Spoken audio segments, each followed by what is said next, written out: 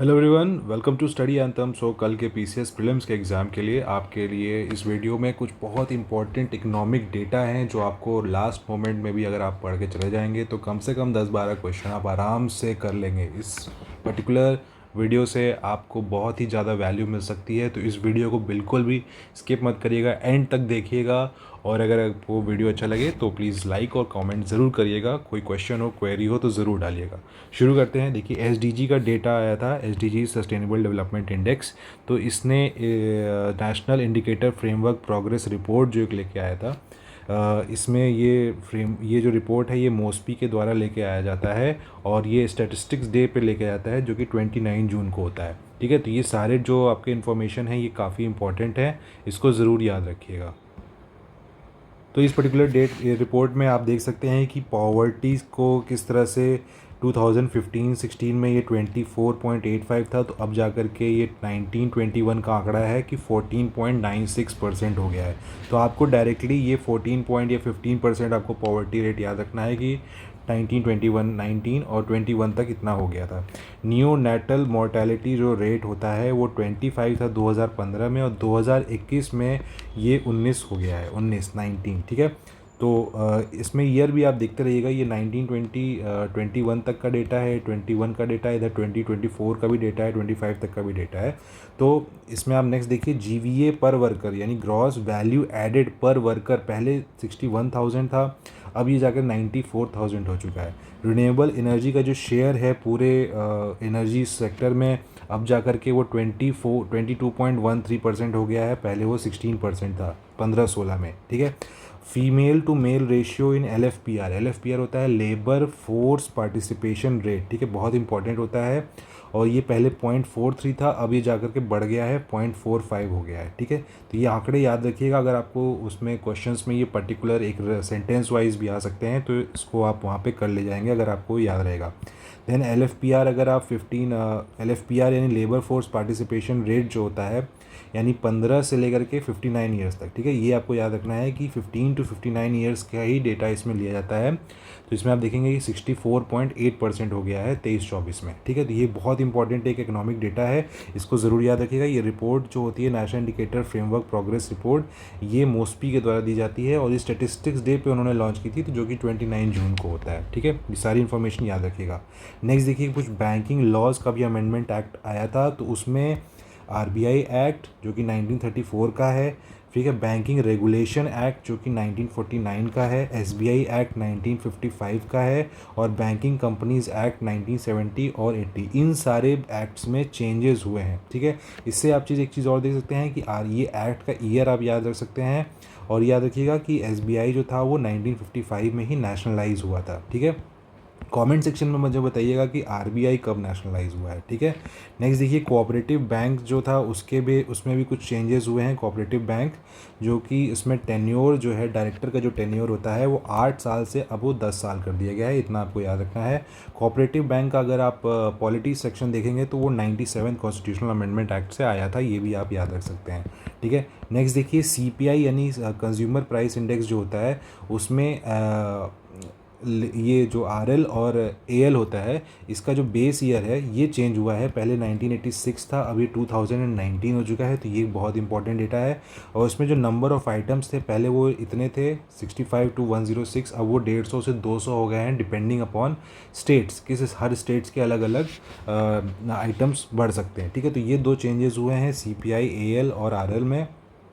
ठीक है, इसके बाद एक चीज़ याद रखिएगा कि जो IW होता है, इंडस्ट्रियल वर्कर वाला जो CPI होता है, उससे डियरनेस अलाउंस जो होते हैं ये सारे कैलकुलेट होते हैं सेंटर और स्टेट के एम्प्लॉयज़ का। ठीक है, जो एम्प्लॉयज़ होते हैं और बाद में जो पहले जो पेंशनर्स थे उनके भी जो पेंशनर्स जो होती हैं वो CPI IW से ही उसको चेंज किया जाता है। ठीक है, नेक्स्ट देखिए, नॉर्थ ईस्ट रीजन के जो district sustainable development goal index report आई है, और ये रिपोर्ट दी है आपकी नीति आयोग और ministry of north east region का। ठीक है, नॉर्थ ईस्ट रीजन का ही है और यूएनडीपी भी इसमें शामिल है। तो इसमें 8 नॉर्थ ईस्ट के स्टेट्स हैं और उसके टोटल 121 डिस्ट्रिक्ट्स हैं। तो याद रखिएगा ये डिस्ट्रिक्ट का है, तो ये जो 8 नॉर्थ ईस्ट के स्टेट्स हैं, इसमें जो टॉप किया है वो मिज़ोरम के ही पहले 2 स्टेट हैं जिनका नाम है नाहीताल और चम्पाई। ठीक है, ये मिज़ोरम के 2 हैं और थर्ड नंबर पे है आपका त्रिपुरा का गोमती।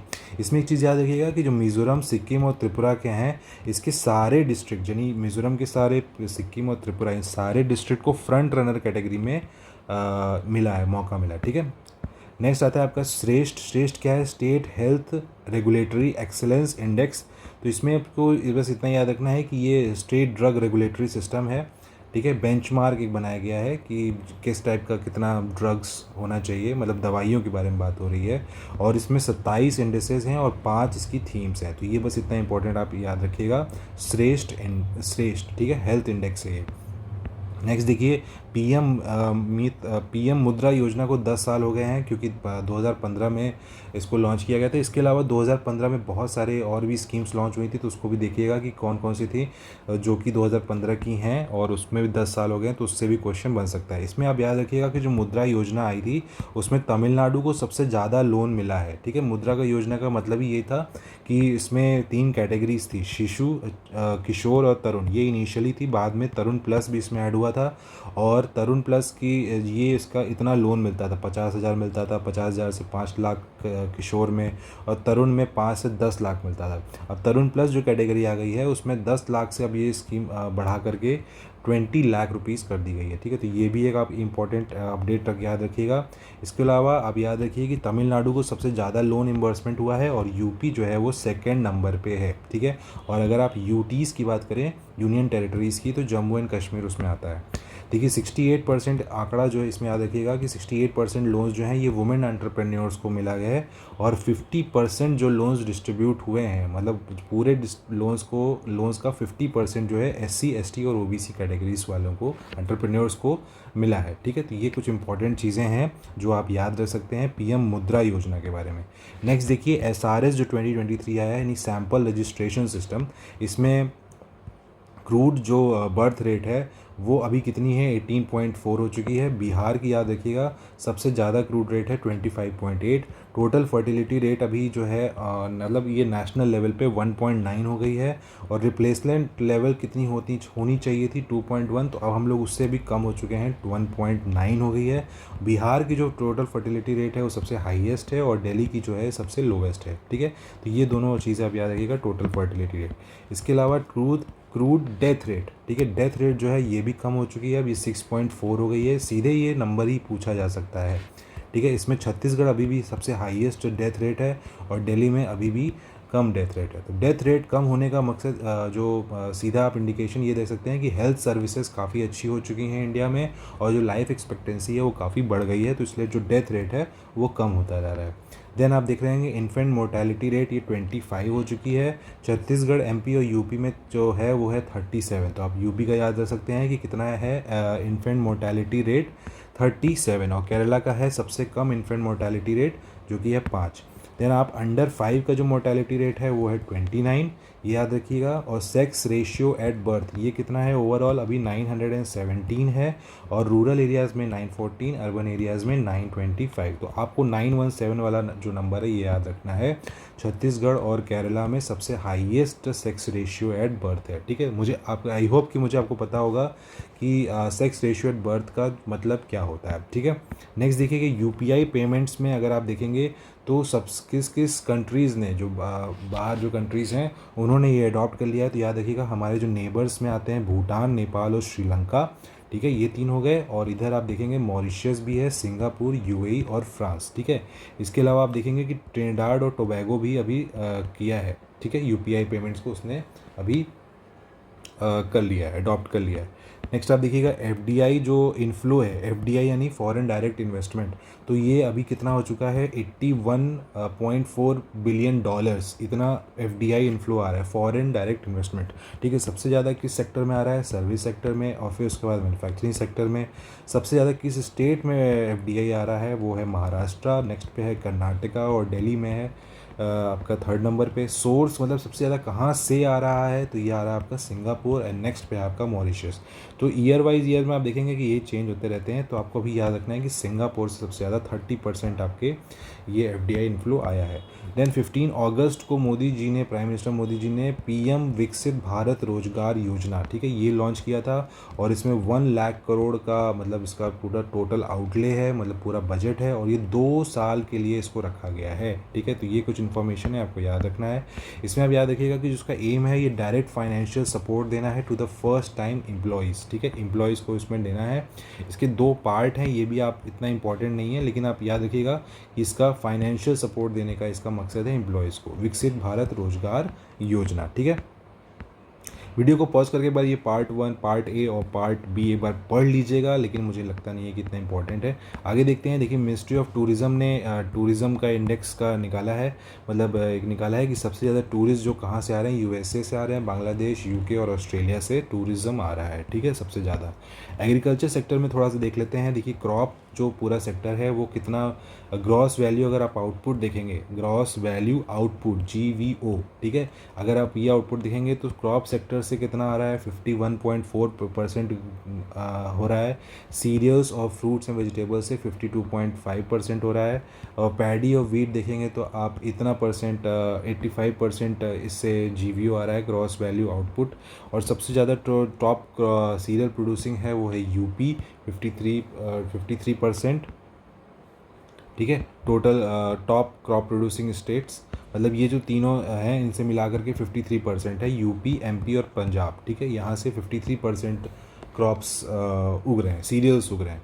देन आप फ्रूट्स के सेक्टर में देखेंगे तो बनाना का सबसे ज़्यादा है, और वेजिटेबल्स में आप देखेंगे तो पोटैटो सबसे ज़्यादा उगाया जाता है। स्पाइसेस में आप देखेंगे तो MP में MP सबसे ज़्यादा स्पाइसेस अब दे रहा है। तो ये चीज़ आप याद रखिएगा। आप कंफ्यूज रखते हैं कि कर्नाटका स्पाइसेस के लिए मशहूर था, ठीक है, यहाँ से पहले पोर्चुगीज़ आते थे और बाहर से यूरोपियंस आते थे जो कि ये सदर्न स्टेट से ही करते थे, लेकिन भाई अब MP हो चुका है, ये आपको याद रखना है। 2 टाइप की राइस की वैरायटीज़ अभी जीनोम एडिट की गई है, ये ठीक है, याद रखिएगा, जीनोम एडिट होता है। और इसमें कमला और पूसा DST, इसका ये 2 नाम है, कमाला और राइस की वैरायटीज़ हैं, ठीक है, ये दोनों याद रखिएगा। हस्बेंड्री का आप देखेंगे तो मिल्क में UP जो है सबसे ज़्यादा है, एग में आप देखेंगे तो आंध्रा सबसे ज़्यादा है, और मीट में क्या है, वेस्ट बंगाल, और वुल में अगर आप देखेंगे तो राजस्थान, ठीक है। फिर MSME की डेफिनेशन एक बार देख लीजिएगा कि इन्वेस्टमेंट और टर्नओवर के हिसाब से माइक्रो, स्मॉल और मीडियम इंडस्ट्रीज़ को किस टाइप से डिफ़ाइन किया जाता है, ठीक है। तो एक बार इसको देख लीजिएगा। और ये याद रखिएगा कि 60% जो टोटल वर्कफोर्स है इंडिया की वो MSME इंडस्ट्रीज़ में है। 29% ऑफ द GDP ये MSME से आता है, और 40% एक्सपोर्ट ये भी MSME से जाता है। मतलब टोटल जो एक्सपोर्ट होता है उसका 40% जो है वो MSME इंडस्ट्री का बनाया हुआ चीज़ जो होता है वो जा रहा है बाहर, ठीक है। नहीं देखिएगा, कोल रिज़र्व में उड़ीसा जो है सबसे ज़्यादा है, फिर झारखंड है, फिर छत्तीसगढ़ है, तो उड़ीसा आप याद रखेंगे। क्रूड ऑयल में आपका वेस्टर्न जो ऑफशोर्स हैं, ठीक है, इधर हो गया आपका वेस्टर्न, इधर हो गया आपका ईस्टर्न, तो अरेबियन सी वाला जो एरिया है यहाँ से आपका सबसे ज़्यादा क्रूड ऑयल हो रहा है, फिर आसाम हो रहा है, फिर राजस्थान और फिर गुजरात, ठीक है। तो ये 3 आप ये स्टेट वाइज याद रख सकते हैं, और इसको ओवरऑल आप ऐसे याद रख सकते हैं। नेचुरल गैस में भी आप देखेंगे तो ये हो गया आपका वेस्टर्न सबसे ज़्यादा है, और स्टेट में आप देखेंगे तो आसाम जो है सबसे ज़्यादा यहाँ से नेचुरल गैस हम लोग निकालते हैं, ठीक है। रिन्यूएबल एनर्जी का आंकड़ा थोड़ा ट्रिकी है, ये आता है, तो आप याद रखिएगा कि टोटल जो रिन्यूएबल एनर्जी है उससे विंड एनर्जी का सबसे ज़्यादा है, ऑलमोस्ट 55% है। सोलर एनर्जी 35% शेयर रखता है, और हाइड्रो जो है 6.32% रखता है, ठीक है। इसके अलावा याद रखिएगा सबसे ज़्यादा रिन्यूएबल एनर्जी आपका राजस्थान से निकल के आ रही है, और महाराष्ट्र सेकंड, और थर्ड पे है गुजरात, ये भी याद रखेंगे, और ये तीनों भी आप याद रखेंगे। नेक्स्ट आप कुछ स्टेटिस्टिक्स और देख लीजिए। जो थर्मल कैपेसिटी है, यानी ये नॉन रिन्यूएबल एनर्जी सोर्स है, तो ये जो नॉन रिन्यूएबल एनर्जी सोर्स है इससे 50% बन रहा है, और जो बाकी का जो 50% है वो किससे बन रहा है, नॉन फॉसिल फ्यूल से, ठीक है। तो 50-50% चल रहा है आपका रिन्यूएबल एनर्जी से और नॉन रिन्यूएबल एनर्जी से, ठीक है। तो ये आप याद रखिएगा, 50-50% का आंकड़ा चल रहा है। न्यूक्लियर कैपेसिटी जो है 1.8% है, लार्ज हाइड्रो से है इतना। देखिए यहाँ पे गीगावाट्स भी दिए हुए हैं, तो ये आप इतना याद मत रखिए। एक आइडिया रखिएगा कि 250 के आसपास अभी हो चुका है thermal capacity. Renewable energy capacity हो गया ऑलमोस्ट 185 और ये 38% इसको दर्शा रहा है रिन्यूएबल एनर्जी का, ठीक है। इसके अलावा आप देखिएगा टोटल इंस्टॉल्ड जो कैपेसिटी है, तो इसमें आप एक चीज़ याद रखिएगा, ये जो रिन्यूएबल एनर्जी का है ये तो मैंने आपको बताया कि विंड, सोलर और हाइड्रो ये सब हो गया। इसके अलावा न्यूक्लियर और लार्ज हाइड्रो जो होते हैं ये टोटल मिला करके नॉन फॉसिल फ्यूल बन जाते हैं, ठीक है। न्यूक्लियर, लार्ज हाइड्रो और रिन्यूएबल, इन तीनों को मिला करके नॉन फॉसिल फ्यूल बोला जाता है। आप लोग कंफ्यूज सकते हैं कि सिर्फ रिन्यूएबल एनर्जी को ही fossil fuel, non fossil fuel बोला जाता है, तो नहीं, इसमें न्यूक्लियर और लार्ज हाइड्रो भी ऐड हो जाते हैं तब जा करके ये बनता है। तो टोटल इंस्टॉल कैपेसिटी अभी कितनी हो गई है 485, मतलब इसमें थर्मल कैपेसिटी भी जोड़ी गई है और ये वाली भी जोड़ी गई है, ठीक है। इसके अलावा आप देखिएगा बायो जो एनर्जी है ये भी आता है, और अभी आप रिन्यूएबल एनर्जी का टोटल सोर्स देखेंगे तो सोलर, विंड और हाइड्रो, ठीक है, रिन्यूएबल एनर्जी के सोर्स में। नेक्स्ट देखिएगा स्टेट्स वाइज अगर आप देखेंगे तो विंड में सबसे ज़्यादा गुजरात है और सोलर में सबसे ज़्यादा राजस्थान है, ठीक है। इसके बाद ये देखिएगा एक रिपोर्ट है आपकी state of food security and nutrition in the world, तो ये आप याद रखिएगा कि ये इसमें बहुत सारी एजेंसीज़ हैं जो कि इसको निकालती हैं। फाओ है, आईफैड है, यूनिसेफ है, WFP है, WHO है, ठीक है।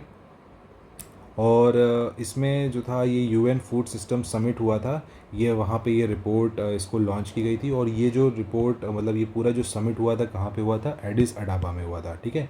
एडिस अडाबा में हुआ था। आप मुझे बताइए कि एडिस अडाबा कौन से कंट्री में है, ठीक है, इसको ज़रा मुझे एक बार ज़रूर बताइएगा।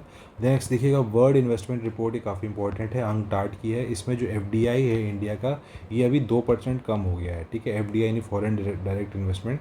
तो इसमें जो अब रैंकिंग देखिएगा, इसमें रैंकिंग आई है, अब ये पिछले साल 16 थी, इस साल ये 15 हो चुकी है 2024 में, ठीक है। लेकिन अभी FDI जो है ये 2% इस साल कम हुई है, ये आया था, ठीक है। नेक्स्ट देखिएगा एक्सटर्नल डेट जो है अभी कितना है हम लोग का। एक्सटर्नल डेट मतलब हम लोग बाहर के कंट्रीज से या बाहर के मार्केट से हम लोगों ने कितना डेट ले रखा है, $736 बिलियन का ये डेट है, ठीक है। इतना आप एक आंकड़ा याद रख सकते हैं, आता है। डेट टू GDP जो रेशियो है वो अभी कम हो चुका है, 18.5% हो चुका है, पहले 19.1 था, सॉरी ये 2025 में ये बढ़ गया है, 19.1% हो चुका है। 2024 में ये 18.5 था, ठीक है। तो आप याद रखेंगे कि 19.5 वाला जो आपको आंकड़ा याद रखना है, 19.1, ओके, 2025 का ये।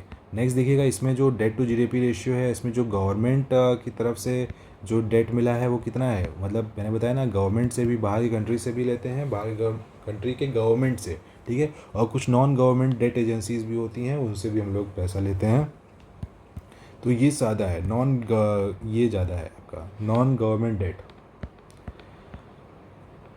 ठीक है। और जो हम लोग शेयर जो अगर आप देखेंगे कि सबसे ज़्यादा मतलब किस उसमें हम लोग लेते हैं लोन, किस लैंग्वेज उसमें ले रहे हैं, तो लोन्स मतलब इसमें ले रहे हैं, और फिर करेंसी में ले रहे हैं, और फिर ट्रेड क्रेडिट होता है वो उसमें ले रहे हैं, डेट, ठीक है। तो डेट जो हमारा है सबसे ज़्यादा लोन्स के थ्रू है, ठीक है, याद रखिएगा।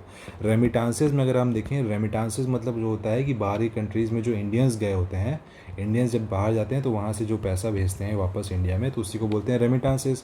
तो उसका जो सोर्स है अभी सबसे ज़्यादा कहाँ से है, US से, और फिर सेकंड नंबर पे है UAE, और सबसे ज़्यादा रेसिपिएंट स्टेट में आता है आपका महाराष्ट्र। तो महाराष्ट्र FDI में भी ज़्यादा था और रेमिटांसेस में भी ज़्यादा है, याद रखिएगा। NDB अभी किसने ज्वाइन किया है, नेशनल डेवलपमेंट बैंक, ये ब्रिक्स का एक बैंक है, खुद का अपना बैंक है, हम लोग बनाया है। और कोलंबिया, उज़्बेकिस्तान को इसने जुलाई में ज्वाइन किया था, और मार्च में इंडोनेशिया ने ज्वाइन किया था। तो ये 3 कंट्रीज़ आपको याद रखना है जिन्होंने न्यू डेवलपमेंट बैंक को किया है। और ADB जो है ये 69 मेंबर कौन बना है इसका, ADB होता है एशियन डेवलपमेंट बैंक, ठीक है, इसका 69 मेंबर बना है इज़राइल। फिर कुछ एयरपोर्ट के ट्रांसपोर्ट स्टैट्स देखिएगा, जो नंबर ऑफ़ पैसेंजर्स की अगर आप कैटेगरी में देखेंगे सबसे ज़्यादा आपके US में आते हैं, और सबसे ज़्यादा आपके चाइना में नंबर ऑफ़ पैसेंजर्स उसके बाद आते हैं सेकंड नंबर पे। इंडिया के जो हैं वो हैं 5th नंबर पे, ठीक है। नेक्स्ट देखिएगा इंडिया इलेक्ट्रिक मोबिलिटी इंडेक्स, इसमें याद रखिएगा कि नीति आयोग की ये इंडेक्स है, और इसमें सबसे ज़्यादा आप इलेक्ट्रिक जो व्हीकल्स देखेंगे वो कहाँ पे अभी चल रहे हैं, दिल्ली में चल रहे हैं, और फिर महाराष्ट्र में और छत्तीसगढ़ में। यूनिकॉर्न की जो लिस्ट आती है उसमें वैल्यूएशन देखिएगा, याद रखिएगा, जो वैल्यूएशन जिनकी $1 बिलियन से ज़्यादा हो जाती है उनको यूनिकॉर्न कहते हैं। तो अभी इंडिया जो है 3rd नंबर पर आता है नंबर ऑफ़ यूनिकॉर्न्स में। टोटल अभी 67 नंबर हो चुके हैं यूनिकॉर्न कंपनीज जो हैं 67 हो चुकी हैं, ठीक है, याद रखिएगा। नेक्स्ट देखिएगा ह्यूमन डेवलपमेंट इंडेक्स में इंडिया की अभी जो रैंक करेंटली है 130 है 2023 में। और लाइफ एक्सपेक्टेंसी जो है अब ये बढ़ करके कितनी हो चुकी है 72 ईयर्स हो चुकी है, ठीक है, याद रखिएगा। पहले 58.6 थी 1990 में, अब ये हो चुकी है 72 ईयर्स 2023 में। ये क्वेश्चन आ भी चुका हुआ है, ठीक है। ये भी शायद बिहार के पीसीएस हुआ था तो उसमें ये आया था बीपीएससी में। मीन ईयर ऑफ स्कूलिंग याद रखिएगा अब 13 ईयर हो चुका है। तो ये सारे आंकड़े मैंने आपके लिए इसलिए रखे हुए हैं क्योंकि इस सबसे क्वेश्चंस बनते रहते हैं, और इसीलिए मैं कह रहा हूँ कि इससे कम से कम आपके 10-12 क्वेश्चन बन जाएंगे। तो ये मोस्ट इंपॉर्टेंट आपका वैल्यू क्रिएशन वाला मटेरियल है, इसको ज़रूर याद रखिएगा। नेक्स्ट देखिएगा gross national income per capita जो है 9446 है, 9046 है। और अभी ठीक है पर इनकम पर कैपिटा। और इसमें आइसलैंड अभी देखिएगा सबसे ज़्यादा जो है आइसलैंड पे है, और सेकंड नंबर पे है नॉर्वे और डेनमार्क, ठीक है। आइसलैंड में सबसे ज़्यादा नेशनल इनकम पर कैपिटा है, ठीक है। नेक्स्ट देखिएगा global multi dimensional poverty index. तो इसमें जो इंडिया का जो ये है कितना मल्टी डायमेंशनल पावर कितने हैं 16.4। डायरेक्टली ये क्वेश्चन पूछा जा सकता है कि कितना है 16.4, आपको याद रखना है। Global multi dimensional poverty index में कितना है अभी पॉवर्टी 16.4, ठीक है। ये नंबर आपको ऐसे दे सकता है कि 17 कर देगा या 16.8 कर देगा, 16.2 कर सकता है, तो ये सब गलत हो जाएगा भाई, 16.4% ही है। नेक्स्ट देखिएगा 5 नए new national centre for excellence for of skilling, ये 5 नए सेंटर बनाने वाले हैं, और ये एक सेंट्रली स्पॉन्सर्ड स्कीम है, ये याद रखिएगा। ओके फिर WHO ने आपको पता होगा कि ग्लोबल पैंडेमिक एग्रीमेंट अभी एक लॉन्च किया था, तो ये आपको याद रखना है कि WHO इससे एसोसिएटेड है। फिर नेशनल टर्मरिक बोर्ड अभी कहाँ पे बनाया जा रहा है निज़ामाबाद तेलंगाना में, ठीक है। तो तेल लगा करके आपने हल्दी लगा दी, ठीक है, ऐसे याद रख सकते हैं आप। नेक्स्ट आता है ये देखिएगा, ये जो टर्मरिक बोर्ड है किसके अंडर में आएगा, ministry of commerce and industry के अंडर में आएगा, ये भी आप याद रखिएगा। इसके जगह पे मिनिस्ट्री ऑफ कोई और मिनिस्ट्री डाल सकते हैं, एग्रीकल्चर डाल सकते हैं, तो आप कंफ्यूज हो सकते हैं, तो इसलिए याद रखिएगा मिनिस्ट्री ऑफ कॉमर्स है, ठीक है। तो ये एक चीज़ याद रखिएगा कि जो टर्मरिक है इसके हम लोग लार्जेस्ट प्रोड्यूसर, कंज्यूमर और एक्सपोर्टर, हम लोग सबसे ज़्यादा हम ही लोग टर्मरिक ही बेच रहे हैं, खा रहे हैं और एक्सपोर्ट कर रहे हैं, प्रोड्यूस भी कर रहे हैं, ठीक है। ग्रीन हाइड्रोजन मिशन एक इम्पॉर्टेंट मिशन है, इसका देखिएगा 2005 तक क्या इसका डेटा है 5 मिलियन मेट्रिक टन, याद रखिएगा। और ठीक है बस इतना ही याद रखिएगा 5 मिलियन मेट्रिक टन। नेक्स्ट देखिएगा PM सूर्य घर योजना, ये बहुत इंपॉर्टेंट थी। इसमें जो इसका जो डेटा है वो है 30 गीगावाट्स रूफटॉप सोलर कैपेसिटी करना है हमें 2027 तक, तो ये 30 गीगावाट्स याद रखना है और 2027 भी हमें याद रखना है, ठीक है। तो ये सारी चीज़ें याद रखना बहुत इंपॉर्टेंट है, कई बार अगर आप पढ़ेंगे ना तो आपको ये सब चीज़ें याद हो जाती हैं। तो इसलिए मैं कहता हूँ कि काफ़ी रिवीजन आप लोगों का अब तक हो ही गया होगा, इसको भी एक बार देख लीजिएगा तो आपको वहाँ पे याद आ जाएगा। PLFS जो है एक एनुअल रिपोर्ट इनकी आती है 2025 में ही आई है, ये NSSO और मोस्पी जो कि मोस्पी के अंडर में आती है, तो NSSO की रिपोर्ट है जो कि मोस्पी के अंडर में आती है, इस तरह याद रखना है। PLFS लॉन्च कब हुआ था 2017 में लॉन्च हुआ था, तो इसको क्या बोलते हैं हम लोग पीरियोडिक लेबर फोर्स सर्वे, ठीक है। तो इसमें जो लेबर फोर्स पार्टिसिपेशन रेट है वो देखिए याद रखिएगा 15 साल के ऊपर के लोगों का होता है, तो ये 55 है लेबर फोर्स। वर्कर पॉपुलेशन आप रूरल और अर्बन भी इसमें डेटा है, लेकिन आप इसको छोड़ दीजिए, बस इतना याद रखिएगा कि 55 है अभी यहाँ पे लेबर फोर्स पार्टिसिपेशन रेट, और वर्कर पॉपुलेशन रेशियो कितना है 52। अनएम्प्लॉयमेंट रेट अभी इसके हिसाब से 15.4 है। देखिए यहाँ पे अनएम्प्लॉयमेंट रेट कुछ और हो सकता है, लेकिन जो आपका इकोनॉमिक सर्वे होगा उसमें कुछ और हो सकता है। तो ये आप याद रखिएगा कि क्या किसके लेवल से क्वेश्चन पूछा जा रहा है, किसके रिस्पेक्ट में। तो इसके रिस्पेक्ट में अगर आपसे पूछेगा तो आप 5.4 ही मार्क करेंगे, ठीक है, इतना याद रखिएगा। देन ग्लोबल फ़िश प्रोडक्शन में चाइना सबसे ज़्यादा है, इंडिया सेकंड नंबर पे है, और total 8% of the world fish production India करता है, और पहले नंबर पे आपको पता होगा कि आंध्र प्रदेश सबसे ज़्यादा फ़िश प्रोडक्शन कर रहा है। देन एक याद रखिएगा हाउस होल्ड कंजम्पशन एक्सपेंडिचर सर्वे, ये NSSO का आता है NSO का, और इसमें जो अगर पर कैपिटा कैलोरीज इनटेक आप देखेंगे तो रूरल का कितना हो चुका है, रूरल का 2212 और अर्बन का कितना है 2240, ठीक है, 2240। इसके बाद हम लोग देख लेते हैं कुछ इंपॉर्टेंट जो इंडेक्सेस थे उसमें इंडिया की रैंकिंग, और इससे भी एक दो क्वेश्चन आपके ज़रूर बन जाएंगे, तो ये भी याद रखिएगा। ग्लोबल जो लिवेबिलिटी इंडेक्स होता है ये EIU के द्वारा होता है। इसमें देखिए 3 टाइप के क्वेश्चन, 4 टाइप के क्वेश्चन बन सकते हैं। पहले आप पूछ सकते हैं कि भाई किसने ये लॉन्च किया है, किस एजेंसीज़ ने। फिर आप पूछ सकते हैं कि भाई फर्स्ट कौन आया है, सेकेंड कौन आया है, इंडिया की रैंकिंग क्या है अगर है तो, ठीक है। तो ये आपको याद रखना है। ओके, सो ग्लोबल एयर लिवेबिलिटी जो इंडेक्स है उसमें EIU ने किया है, और इसमें कोपनहेगन और फर्स्ट पे है कोपनहेगन और डेनमार्क, ये दोनों फर्स्ट पे हैं, और सेकंड नंबर पे है आपका वियना, ठीक है। ओके, सो ये आपको याद रखना है कि कोपनहेगन फर्स्ट नंबर पे है, उस वियना जो है ऑस्ट्रिया में है, ये वियना जो है ये ऑस्ट्रिया में है, कोपनहेगन आपका डेनमार्क में है, तो ये फर्स्ट हो जाएगा, ये सेकंड नंबर पे, ये दोनों आप बस याद रखिएगा। ग्लोबल टेररिज्म इंडेक्स IEP का है, IEP इंस्टीट्यूट ऑफ इकोनॉमिक ये आता है कुछ, और ये बुर्किना फासो, ये इसमें टेररिज्म के मामले में सबसे ज़्यादा है। इंडिया की रैंकिंग है 14th। ग्लोबल पीस इंडेक्स भी आपका IEP पे है, तो टेररिज्म और पीस ये दोनों आप इसको साथ में याद रखिएगा। इसमें इंडिया की रैंकिंग है 115th। इसमें जो फर्स्ट पे है ये है आपका आइसलैंड, ठीक है। सबसे लास्ट में आपका पीस मतलब सबसे ज़्यादा पीस कहाँ पे नहीं है, तो है 163 पे रशिया, ठीक है। तो सबसे ज़्यादा पीस आपका आइस पे है, तो मतलब बर्फ़ पे आपको सबसे ज़्यादा पीस मिलेगा, ये आप ऐसे याद रख सकते हैं। 115वें पे है इंडिया। ग्लोबल रिस्क रिपोर्ट है, ये वर्ल्ड इकोनॉमिक फोरम की है, बस इतना ही याद रखिएगा, ग्लोबल रिस्क रिपोर्ट, ठीक है। तो ऐसी जो रिपोर्ट होते हैं उसमें बहुत सारे डेटा होते हैं, कोई रैंकिंग नहीं होती है, तो ये आप बस इसमें यही याद रखिएगा कि किसने इसको पब्लिश किया है। नेक्स्ट देखिएगा डेमोक्रेसी इंडेक्स है, ये EIU के द्वारा इसको लॉन्च किया जाता है, और इसमें जो फर्स्ट पे है नॉर्वे और 41 पे है इंडिया, ठीक है। 41 पे इंडिया किसमें, डेमोक्रेसी में। ग्लोबल जेंडर गैप में अगर आप देखेंगे तो जेंडर गैप में आपका 131 पे है इंडिया, और फर्स्ट पे है आइसलैंड, ठीक है। ये भी वर्ल्ड इकोनॉमिक फोरम की इंपॉर्टेंट रिपोर्ट है, इससे भी क्वेश्चन बनते आए हैं। प्रेस फ्रीडम इंडेक्स जो है रिपोर्टर विदाउट बॉर्डर्स की है, और इस पर फर्स्ट नंबर पे है नॉर्वे, और 151 नंबर पे है इंडिया, ठीक है, 151 पे। वर्ल्ड सोशल रिपोर्ट जो है ये आपका UNDESA का है, ठीक है। वर्ल्ड सोशल रिपोर्ट ये आपका UNDESA की रिपोर्ट है। करप्शन इंडेक्स अगर आप देखेंगे तो करप्शन परसेप्शन इंडेक्स जो है 2024 का, इसमें आप देखेंगे फर्स्ट नंबर पे आपका डेनमार्क और 96 नंबर पे आपका आता है इंडिया। वर्ल्ड हैप्पीनेस रिपोर्ट जो है वेलबींग रिसर्च सेंटर का है, फर्स्ट नंबर पे इंडिया है, 118 पे है आपका, हैप्पीनेस में मामले में 118 है इंडिया, ठीक है। पर और करप्शन के मामले में है 96, तो ये कुछ चीज़ याद रखिएगा। हंगर के मामले में हम लोग अभी 105वें नंबर पे हैं, और इसमें 22 जो कंट्रीज़ हैं इनको रैंक 1 मिली है, ठीक है। तो कोई एक पर्टिकुलर कंट्री रैंक 1 नहीं है, 22 कंट्रीज़ जो हैं रैंक 1 है, और 105वें नंबर पे है कौन, इंडिया। सिप्री की जो रिपोर्ट होती है, सिप्री जो रिपोर्ट होती है आर्म्स और एमुनिशंस इन पे रिलेटेड होती है, तो इसमें सबसे ज़्यादा जो एक्सपोर्टर है वो कौन है, USA, ठीक है। सबसे ज़्यादा एक्सपोर्ट कौन कर रहा है, इम्पोर्ट कौन अभी कर रहा है, यूक्रेन, ठीक है। और इंडिया जो है रशिया से कितना कर रहा है, 18.3% कर रहा है, ठीक है। फिर नेक्स्ट देखते हैं ग्लोबल इनोवेशन इंडेक्स, ये वीपो का है, तो इसमें इनोवेशन के मामले में हम लोग अभी 39th पे हैं, फर्स्ट पे स्विट्ज़रलैंड और सेकंड पे Sweden.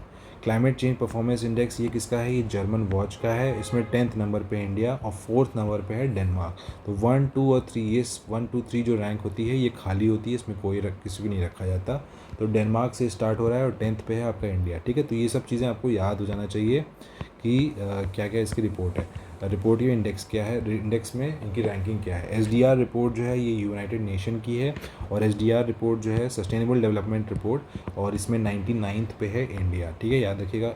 Index of economic freedom ये हेरिटेज फाउंडेशन की है, इसमें फर्स्ट पे है सिंगापुर और 128 पे है India, index of economic freedom. Henley passport Singapore इसमें है फर्स्ट पे, और 85th नंबर पे है इंडिया हेनले पासपोर्ट में।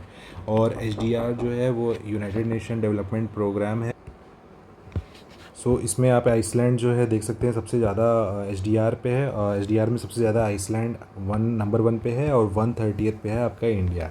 SDG इंडेक्स जो है यूनाइटेड नेशन के, इसमें फिनलैंड सबसे ज़्यादा है फर्स्ट पे, और इंडिया की रैंक है 99। नेटवर्क रेडीनेस इंडेक्स में इंडिया की रैंक है 36, इतना बस आप याद रखिएगा। और वर्ल्ड बैंक की जो लॉजिस्टिक परफॉर्मेंस इंडेक्स होती है उसमें इंडिया की रैंक है 22, ठीक है। वर्ल्ड टैलेंट रैंकिंग जो कि IMD की होती है, इसमें स्विट्ज़रलैंड फर्स्ट पे है और 63rd पे है आपकी इंडिया। ठीक है, 63rd पे है आपकी इंडिया वर्ल्ड टैलेंट रैंकिंग में, 63rd। ग्लोबल लिविबिलिटी इंडेक्स, ये मैंने आपको बताया है कि कोपेनहेगन डेनमार्क और सेकंड पे है आपका ऑस्ट्रिया। वर्ल्ड कॉम्पिटिटिवनेस रैंकिंग में स्विट्ज़रलैंड फर्स्ट पे है कॉम्पिटिटिवनेस में, और इंडिया जो है 41 पे है, और ये भी कौन निकाल रहा है, आपका IMD। ठीक है, competitiveness ranking. Energy transition index, ये इंपॉर्टेंट है, वर्ल्ड इकोनॉमिक फोरम की रिपोर्ट है। फर्स्ट पे है आपका स्वीडन और 71st पे है आपका इंडिया। ठीक है, ये क्या है, एनर्जी ट्रांजिशन इंडेक्स। एक दो बार इसको देख लेंगे आपको याद हो जाएगा, ऐसा बहुत ज़्यादा इसमें आंकड़ा ऐसा कठिन नहीं होता है, बस आपको देखना है कितनी बार आप देख सकते हैं। और वर्ल्ड मिलिट्री जो एक्सपेंडिचर होता है, मतलब सबसे ज़्यादा खर्चा कौन कर रहा है, ये भी सिप्री की रिपोर्ट है। फर्स्ट नंबर पे है USA और 5th नंबर पे है इंडिया। ठीक है, India international intellectual property index, ये US चैम्बर ऑफ कॉमर्स की है, इसमें फर्स्ट पे है US और इंटेलेक्चुअल प्रॉपर्टी में 43rd पे है India. Tech and innovation report जो होती है ये अंकटाड की आती है, तो बस इतना आप याद रखिएगा। और ये मैंने आपको बता दिया, डेमोक्रेसी इंडेक्स में नॉर्वे फर्स्ट पे है, इंडिया 41 पे है। ठीक है, तो ये कुछ इंपॉर्टेंट आपका यहाँ पे ख़त्म होता है इंडेक्स। इससे भी आपके एक दो क्वेश्चन फंस सकते हैं, तो ये याद रखिएगा। और जो मैंने अभी आपको इकोनॉमिक डेटा जो बताया था वो भी आप याद रख सकते हैं, और इससे आपके कम से कम 10 क्वेश्चन आपके ज़रूर इससे फंसेंगे। तो 20 मार्क्स, कम से कम 15 मार्क्स का, ये 13 मार्क्स का ये क्वेश्चन पे पूरा सेट है। इसको आप ज़रूर याद करके जाइएगा, लास्ट मोमेंट में भी आप देखे रहेंगे ना तो आपको याद हो जाएगा। बाकी आपका बजट से भी क्वेश्चन आएगा, वो आपने आई होप कर लिया होगा, तो वो भी आप ज़रूर याद रखिएगा। यही मोस्ट इंपॉर्टेंट जो चीज़ें होती हैं इकोनॉमिक डेटा, इससे काफ़ी मार्क्स जो होते हैं ऊपर नीचे बनते हैं। ठीक है, बाकी चीज़ें जो होते हैं ना वो सब याद रहते हैं GK, लेकिन इकोनॉमिक डेटा जो होता है ना, यही आपके रैंकिंग डिसाइड करता है कि आप उसमें प्रीलिम्स के लिस्ट में आएंगे कि नहीं आ पाएंगे। ठीक है, क्योंकि यहीं पे बहुत सारी गलतियां होती हैं स्टूडेंट से, तो इसको आप हल्के मत लीजिएगा, इसको एक बार देख के ज़रूर जाइएगा, रिवीजन करते रहिए।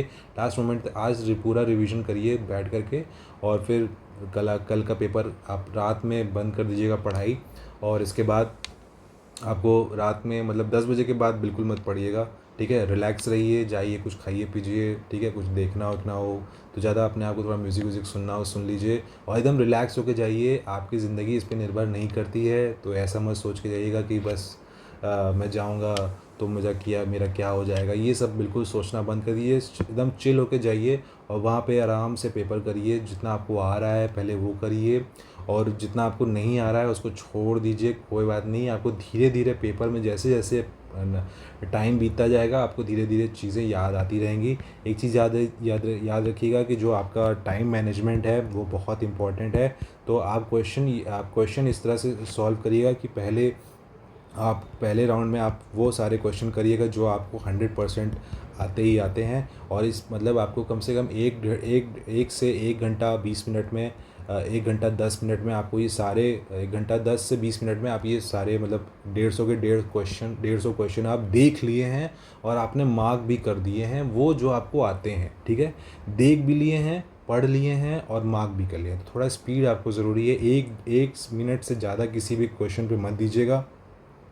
ठीक है, और जो 1 लाइनर टाइप के होते हैं उसको में तो 10 सेकंड से भी ज़्यादा नहीं लगता है। ठीक है, तो 1 मिनट से ज़्यादा आप रीडिंग में नहीं दीजिएगा। अगर नहीं आ रहा है तो छोड़ के आगे बढ़िए, और पहले 1 डेढ़ घंटे में 1 घंटा 20 मिनट में आप पहले सारे क्वेश्चन आप पढ़ डालिए, और उसमें से मैक्सिमम जो आपको आ रहे हैं वो कर डालिए। नेक्स्ट जो आपके 20 मिनट हैं उसमें 20 मिनट 25 मिनट आप ले सकते हैं। इसमें आप वो क्वेश्चंस करिए जो आपने जिसमें आपको डाउट था कि भाई इसमें दो हैं, बाकी दो गलत, 4 में से मैंने 2 एलिमिनेट कर दिए हैं, 2 बचे हुए हैं। ठीक है, तो इस पे आप दिमाग लगाइए, और हो सके तुक्का लगाइए कि ये आपका कौन सा है, थोड़ा सा कॉमन सेंस लगाइए। तो ये सारी चीज़ें आप प्रैक्टिस जब करते हैं ना तो तभी आता है। तो आई होप आपने कर रखा होगा, और इस तरह से पेपर आप सॉल्व करिए। लास्ट के 10 मिनट दीजिए जहाँ पे आप तीसरी बार पेपर को गो थ्रू कर रहे हैं, और पेपर जब आप पढ़ रहे होंगे क्वेश्चन में तो आप अपने क्वेश्चंस में ना मार्किंग करते रहिए कि ये मैंने फर्स्ट राउंड में कर लिया है, ये मैं सेकंड राउंड में करूँगा, स्टार बना देता हूँ।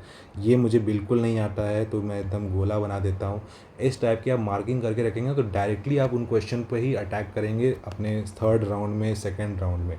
ठीक है। तो इस तरह से पेपर को टैकल करिएगा, आराम से करिए, कोई जल्दीबाजी नहीं करिएगा। और आई होप कि आपने CSAT भी पढ़ के रखा होगा। CSAT में आपको इंग्लिश अगर आपका सही है तो इंग्लिश आप पहले उसको अटेम्प्ट करिए, हिंदी अगर आपका सही है तो हिंदी अटेम्प्ट करिए, रीजनिंग के क्वेश्चन भी हो जाते हैं।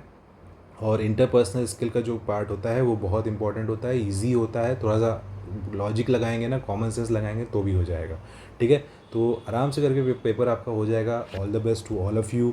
ठीक है, जान लगा दीजिए, दम लगा दीजिए, और रिलैक्स रहना बहुत ज़रूरी है। अगर आप रिलैक्स नहीं रहेंगे, टेंशन फ्री नहीं रहेंगे, तो आपको पेपर आपका ख़राब हो सकता है। ठीक है, तो एकदम रिलैक्स होकर जाइएगा, अपने आप पे कॉन्फिडेंस रखिए। इतनी मेहनत की है आप लोग, तो आप लोगों का वहाँ पे ज़रूर वहाँ पे आपको याद आना शुरू हो जाएगा। तो अपने आप को थोड़ा सा वहाँ पे जाइएगा, थोड़ा सा अपने आप को वार्म अप करिएगा। 10 मिनट आपको वार्म अप करने पे लग जाएगा। 10 मिनट के बाद आप देखिएगा कि आपका जो धीरे धीरे मोमेंटम है ना वो बनता जाएगा। तो पहले उन क्वेश्चन पे ही कूदिएगा जो आपको आते हैं। ठीक है, अगर आपको पहले आपने क्वेश्चन पेपर पढ़ा और 2-3 क्वेश्चन नहीं आ रहे हैं तो डरिएगा नहीं, क्योंकि आपको बहुत लंबा पेपर होता है और उसके बाद में कई बार आप पेपर देखते हैं तो धीरे धीरे चीज़ें रिकॉल होना शुरू हो जाती हैं। ठीक है, जब आप उसके जोन में पहुंचते हैं ना क्वेश्चन पेपर के, तो चीज़ें रिकॉल होना शुरू हो जाती हैं। तो अपने आप के ऊपर ये भरोसा ज़रूर रखिएगा कि मैं धीरे धीरे रिकॉल कर लूँगा, या मुझे आ जाएगा, नहीं आ रहा है तो कोई बात नहीं, देखा जाएगा। ठीक है, तो जाइए, मन लगा करिए। 100+ क्वेश्चन आपके नेट सही होने चाहिए, ये चीज़ याद रखिएगा। तो मिस्टेक्स जो होंगे वो कम करिएगा, जो नहीं आ रहा होगा उसको छोड़ दीजिएगा। ठीक है, गलत मत मार्क करिएगा। ठीक है, तो all the best to all of you. अच्छे से पेपर करिए। इस वीडियो का जो है ना, एक बार फिर से 1x 1.5x पे करके एक बार फिर से देख लीजिएगा। मिलते हैं आपको अगले ही ऐसे एजुकेशनल वीडियो में। तब तक के लिए थैंक यू सो मच। और लाइक ज़रूर करिएगा, कमेंट ज़रूर करिएगा, कोई क्वेश्चन होगा तो सब्सक्राइब भी ज़रूर करिएगा अगर आप पहली बार देख रहे हैं। Thank you.